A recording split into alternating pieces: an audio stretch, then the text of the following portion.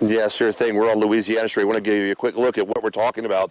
Big old tree branch that came down and took out a power line, and behind that, hard to see from right here, snapped a power pole in two. So Louisiana Street, we're in the dark, and Sheriff Travis Patton joining me now. You're starting to find a lot of damage now as the sun comes up. Yes, people are calling in and they're contacting us through social media, letting us know that the damage is like this on their houses, trees down. And as we begin to go throughout the day and search and clear out roads, we're finding more and more damage to homes. You got this one on Louisiana Street. You have another one out there on Tate Road. You already been to the one on Orange Avenue.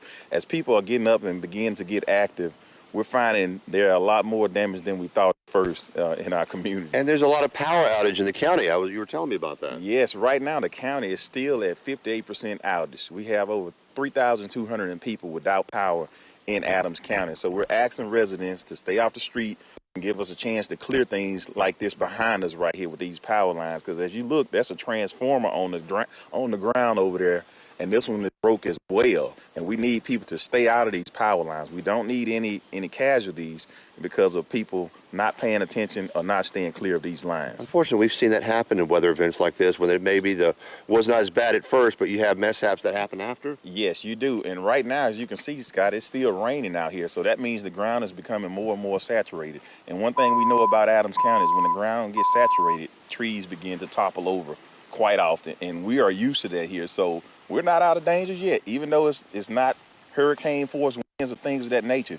The ground is getting all this moisture, and that's what concerns us in Adams County, is the trees falling off the bank as people are traveling down the road. Do you have concerns about people trying to clear the debris, not knowing what's underneath? Absolutely. This is a prime example of that. This tree here is still on the power line, and you have lines running through it, and if you're not paying attention, you could trip over that and get electrocuted in the process. What's the county doing right now in response to the storm stuff? Right now, we have tree companies and power companies staged throughout the county prior to this storm coming forward.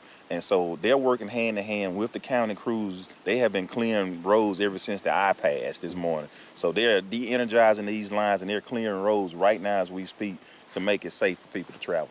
A lot of work still left to be done, huh? That's a lot of work. When you have 3,200 some people without power in the county, that's a lot of roads need to be cleared. And right now, people slept through this storm apparently, because we have people calling us right now saying that we have trees on our houses. Will you all send some help to get trees off our houses? That's the calls that are coming in to our 911 station right now as people wake up and begin to find these things. All right, thanks a lot, Sheriff Travis Patton. So a lot of work left to do, as you heard the sheriff say, here in Adams County. They're in the corners, so residents are coming out saying, gotta wait for this stuff to even get cleared before power crews can get into this block and start to clear this debris of these lines. And apparently a lot of work still left to do here in Adams County. Live in Natchez, Scott Simmons, 16 WAPT News.